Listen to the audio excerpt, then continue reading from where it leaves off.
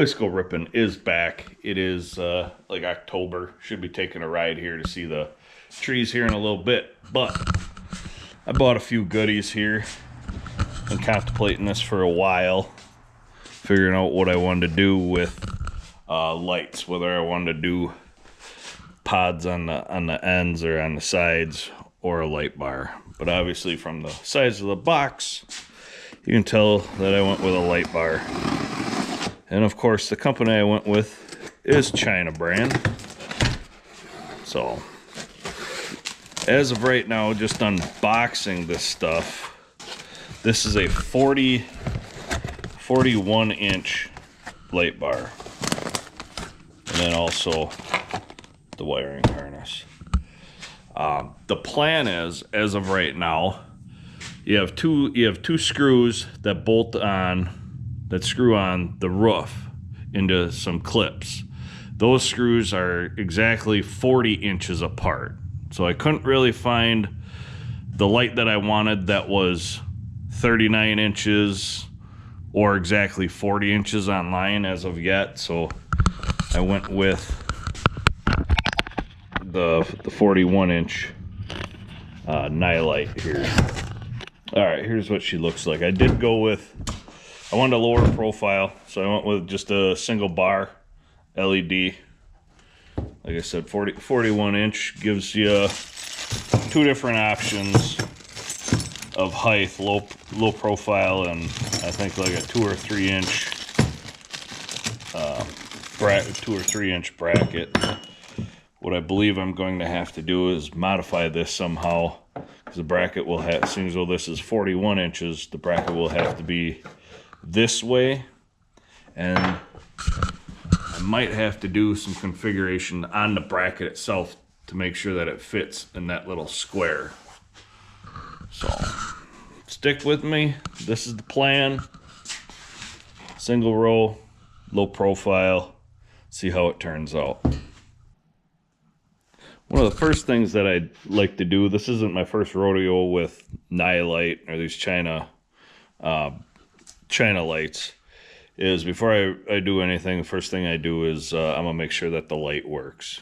So batteries right here, got a little jumper for the positive to give me some extra room, and make sure it actually turns on before you install everything, and the light won't work.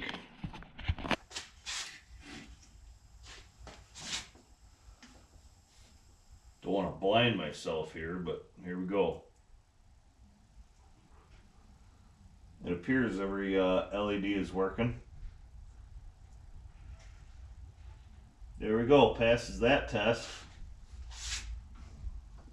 The second thing I like to do before I even try fitment or anything is I get a Allen key and I'm going to tighten every screw here. Go through that. It's not the first time I've done this. Some of them are loose, some of them are tight. And then I'll also do the side mounts, the screws there. So just a little tip or trick I figured I'd share. I don't know if everybody does it. I don't know if people have issues with fogging or water getting in there, but yeah, something simple, takes 2 minutes. Back at her. All right, I just want to go over a couple of things just to show you what I've done. The light came with 2 brackets, I should say 2 sets, small one, large one. I had to hack a thorn the tall one up a little bit till I realized that isn't going to work. So I went to the hardware store, just bought some generic L brackets, and I made my own holes after measuring everything and painted it up. I can show you the reason why these won't work. Is on top of the roof here, everything's indented, so I'm trying to work at an angle and get this in the correct way, and it just wasn't feasible. So what I ended up doing with this new bracket is it'll sit a little bit higher than the small bracket, but I also had to buy some other hardware stuff. Obviously, some of this Chinese stuff is not exactly adequate. So this new bracket will be sitting flush on top of the roof. So with it being flush on the roof, there's a little bit of gap. So once everything gets tightened down, I didn't want this bracket to crush the roof. So I went and bought some nylon spacers to take up that little space in the hole. These are your stock Polaris bolts, and these little clips are what hold your roof on. So I'll be using the same exact holes, but I got my own bolts and bolts, nuts, spacer. Also, these are the bolts that come with the light to secure the light on that'll go through the bracket. I'll still be using the crush washers that are supplied, but I went and got some black ones to match everything, and they are a little bit longer. So all mocked up, kind of, sort of, these brackets. It's what it's gonna look like. So you got the bolt, you got the bracket. Underneath that, you have your spacer. So when this, like I said, when this gets tightened down, there's gonna be even pressure on the spacer and not just the actual roof. And then coming in on the inside, I got a washer and then the nut. So the bolts I got are a little bit longer. Like I said, you need them a little bit longer because the bolt's not flush on the inside. And once I do that, I'll put a bunch of silicone caulk in there to cover the hole. So that is what I'm working on right now, and then later on in the video, the last part will be the wiring harness. This is how it came with the light, with the switch, and all plugged in. Got some directions.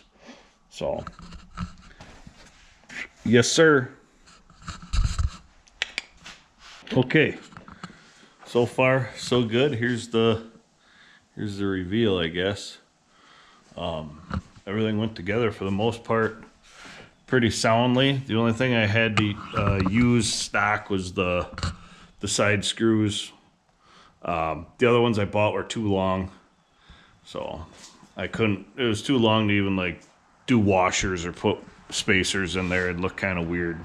So that was it. A little bit of Loctite, and then I don't know if anybody was wondering, but yeah, the bolt clears.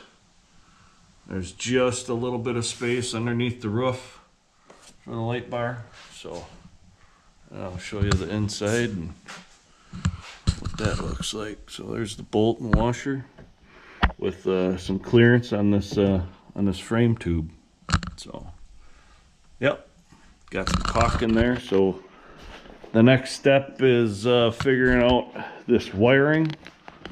My first thoughts is I don't want to do that in case I get snagged on a tree or something this pulls out. So the only right way to do it is to drill a hole somewhere, put a bunch of caulk in there. But I think if you drill a small enough hole and thread this through, you're not going to have water issues anyway.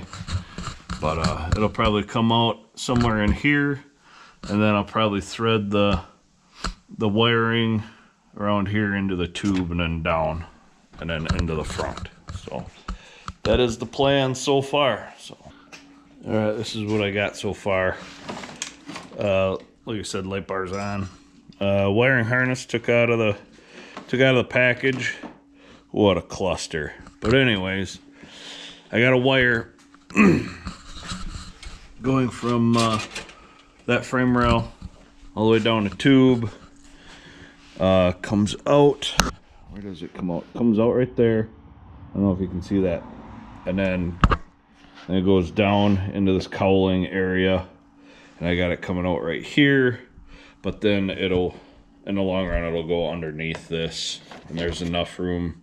This is where the hood clamps into, but there's enough room under here. There's a hole to get from this spot over here.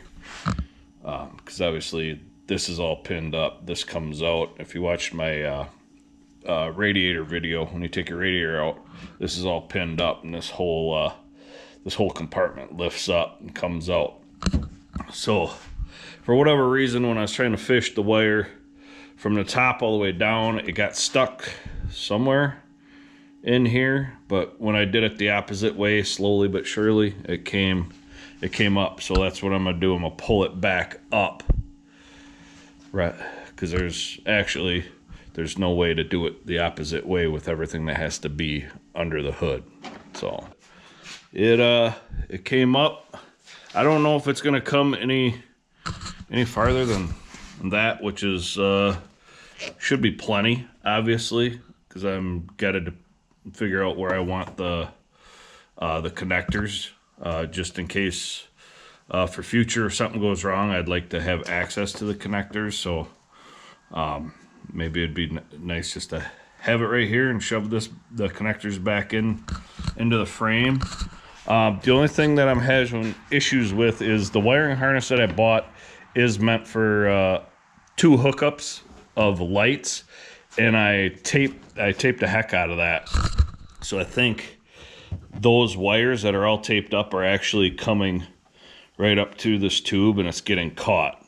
So that's the only real issue I'm having, but yet I got enough wire, so I am not too worried about that.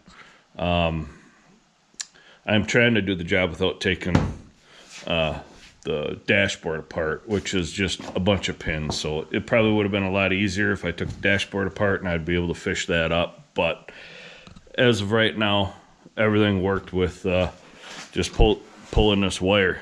So it's that time for another soda pop. I think I earned it. So we're getting closer and closer, and I honestly am not sure about the switch yet. I'm guessing I will probably just end up taking the dashboard off by the looks of it, so I don't have to fish.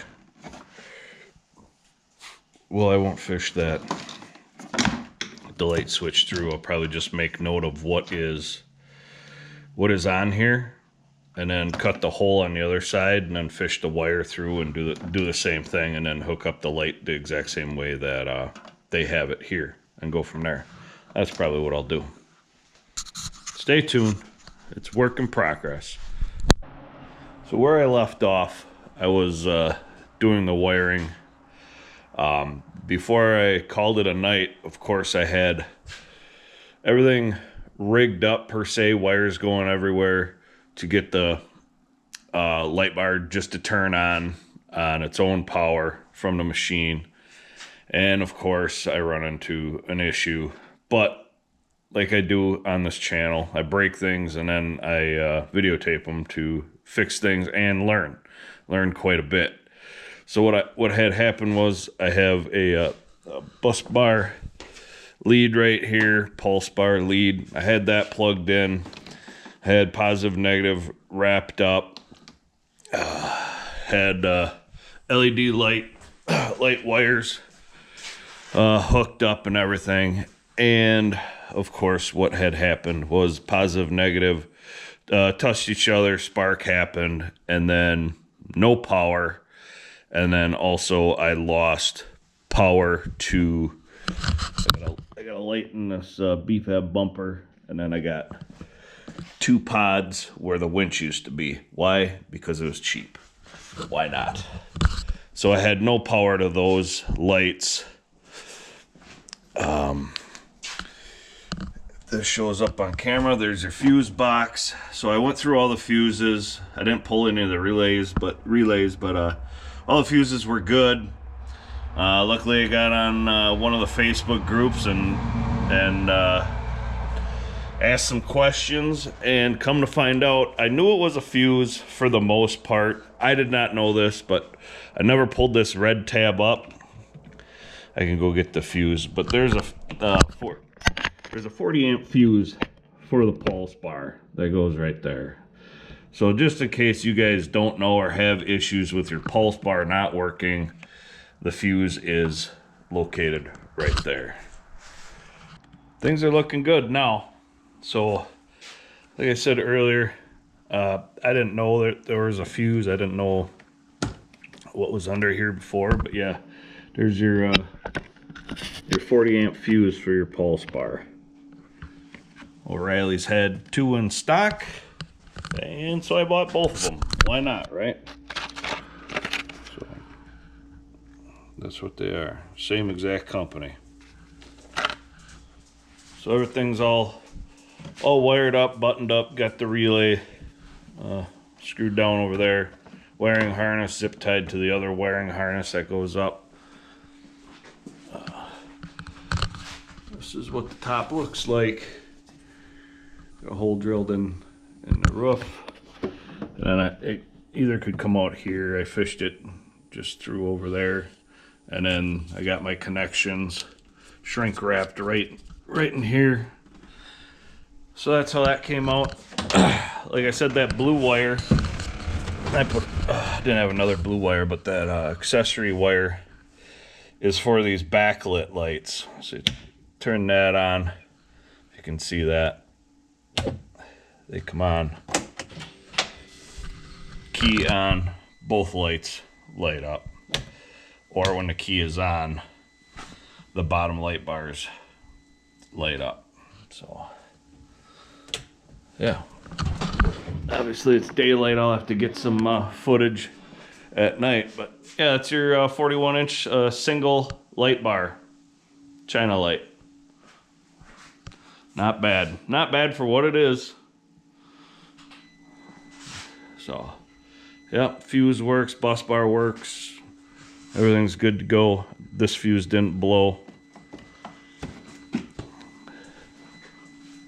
All right. So that's what the light bar looked like in the daytime. So how about I just snap my fingers and we go to nighttime. Yee!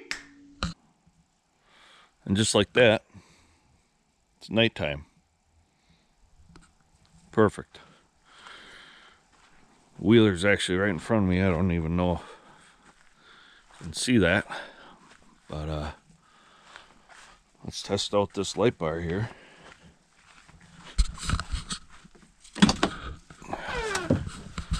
I'll do key on. So that's what those accessories do now that it's nighttime. Lights up the switches. Little B&D, baby. Okay, turn that down.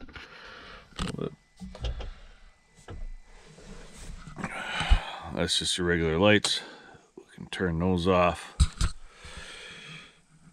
Now, here's the small light bar and the pods.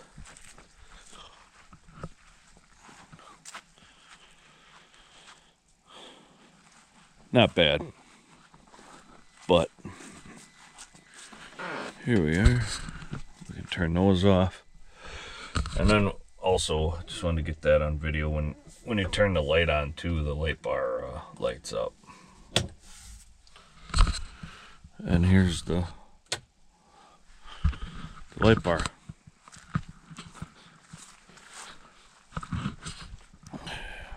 Pretty stinking bright, just for a one layer, one row. Let's open up the shed here and turn this off, open up the shed and see what we can see inside. Shed's open. Dog's in front of us. Can't even see that. These are just the regular lights on the Wheeler. And here's the light bar. Jesus, that'll work. That'll absolutely work for ripping at night, and plus plow season's coming up. So awesome. So the pods give you a little extra. Let me get that on video here. Turn the pod off, turn the pod back on. So the pods give a little angle, light up the wheel wells. So it's with everything on. good to go. Thanks for watching. Thanks for subscribing. Wisco ripping. Enjoy the weekend. Good night. Well, I guess before I put it away, probably just drive around the yard. This is just the light bar.